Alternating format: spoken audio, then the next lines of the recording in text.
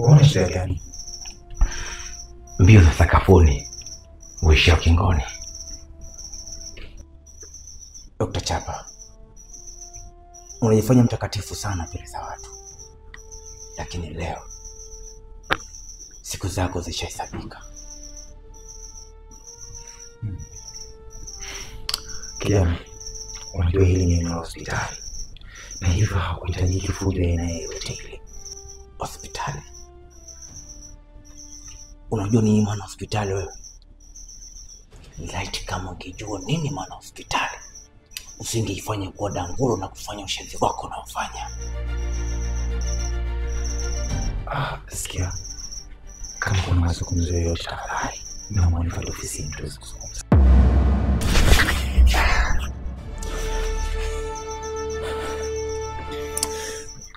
Shida ni wewe, kwa namna unavyopotosha wake za watu na vile ulivyomkosea mke wako. Lazima leo nikuonyeshe upande wangu wa pili.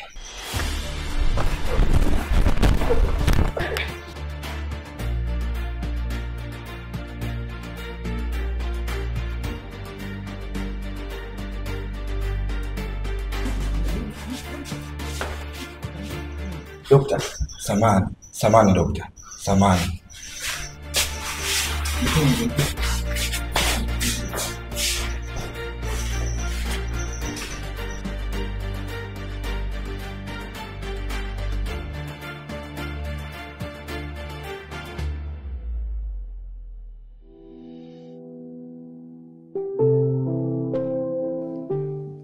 Habari yako daktari? Salama. Karibu.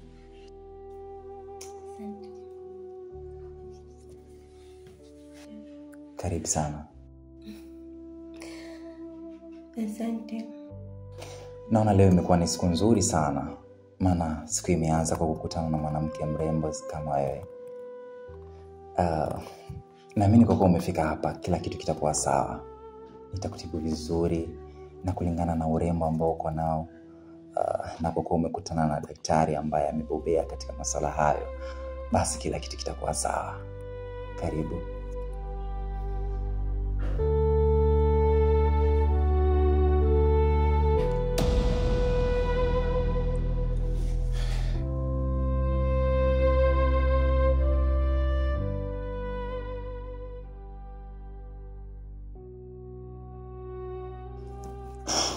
Usijali, nakuelewa. Miaka miwili iliyopita nyuma nilisomea unesi. Ila kipindi hiki chote nilikuwa nafanya biashara zangu ndogo ndogo. Ila kwa kipindi hiki nahitaji kurudi katika kazi yangu. Kama itawezekana nilikuwa naomba nafasi katika ofisi yako.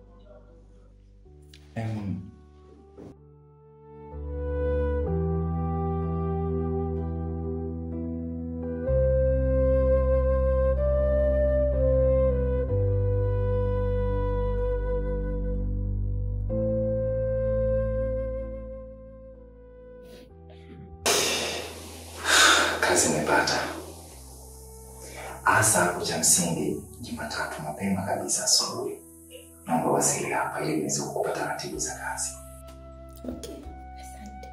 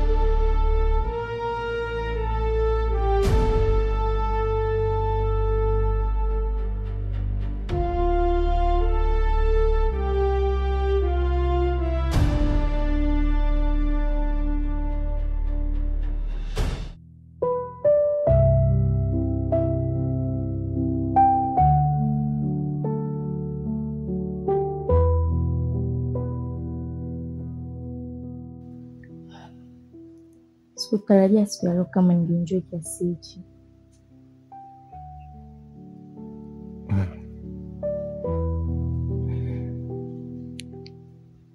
Hata na mimi nimeenjoy pia. Japo hisia zimeshinda akili na kujikuta nimefanya kitendo ambacho sikutarajia kufanya. Ila bila kuficha, wewe mtoto ni fundi. Inavyoonyesha umepikwa ukapikika. Umepikwa ukaiva. Nimeenjoy sana.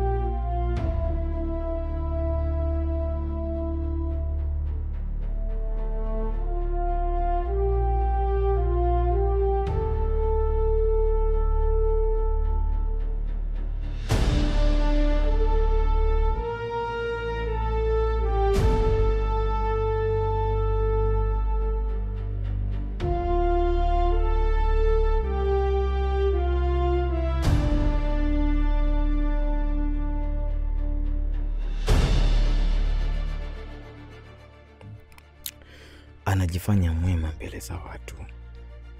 Kumbe ni mnyama aliyevaa koti jeupe.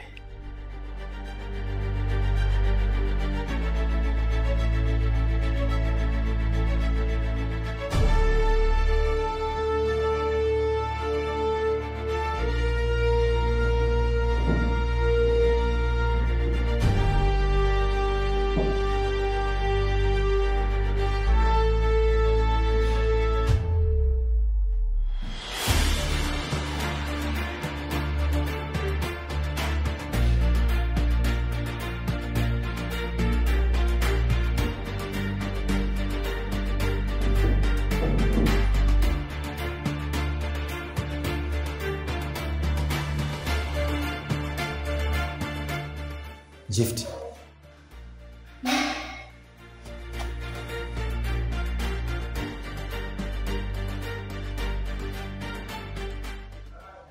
Unafanya nini katika ofisi yangu?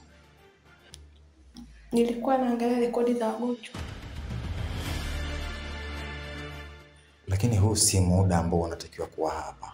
Muda wa kazi tayari umesha. Na hii ni kinyume kabisa na taratibu. Sasa nini kimekubakisha hapa? Basi samahani boss, nitakuja kumalizia kesho.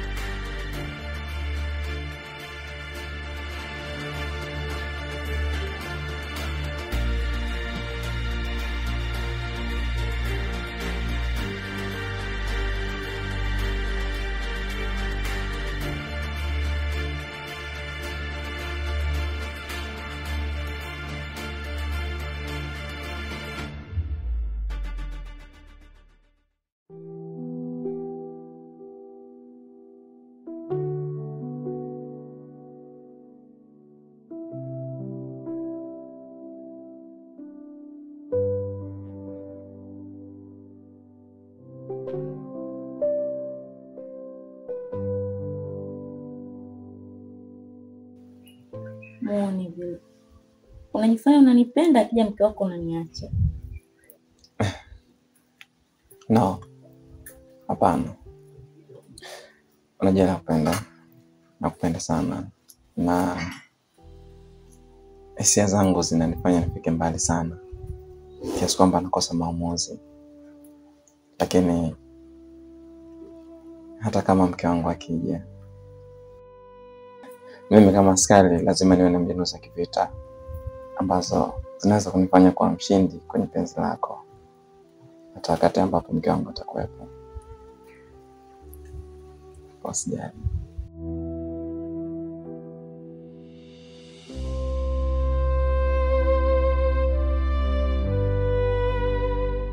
Babe, unachoniambia ni kweli? Haswa inamaanisha mmoja na upenda. Nasitamani kukupoteza kwa maisha yangu.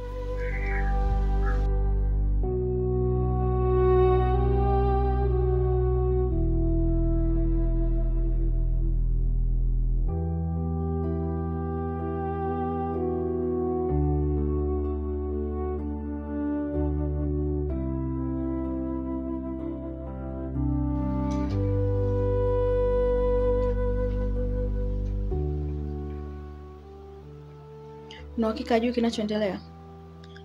Ndiyo, lakini inabidi tu angalifu sana, maana anahisi kuna mtu anamfuatilia nyuma yake. Maana leo nilivyomwona, mbona kama mtu mwenye wasiwasi sana. Anahisi kama kuna mtu anamfuatilia vile. Haitakiwi kabisa agundue.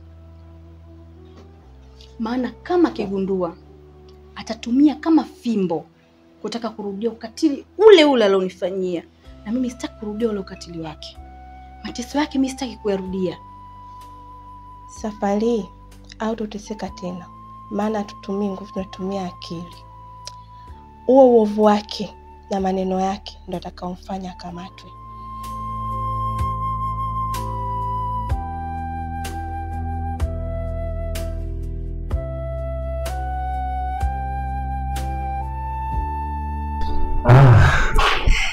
Karibu sana Aisha. Nilidhani hautakuja tena. Karibu. Nilihitaji kununua dawa kwa ajili ya usingizi. Nikaona bora niende kwa daktari wangu mpendwa. Karibu sana. Nadhani kwa kuwa umekuja hapo basi kila kitu kitakuwa sawa. Karibu. Karibu ofisini.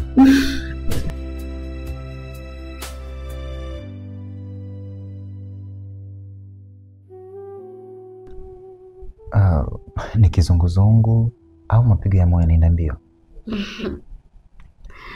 Labda moyo wangu hauko sawa. Kila nikikuona nahisi kupoteza pumzi.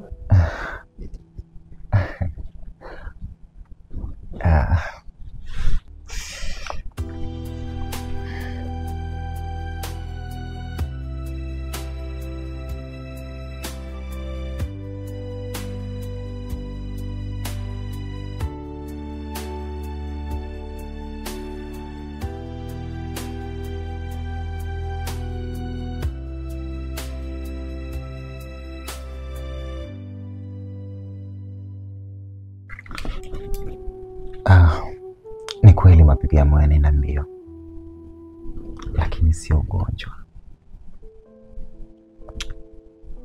bali ni wingi wa hisia.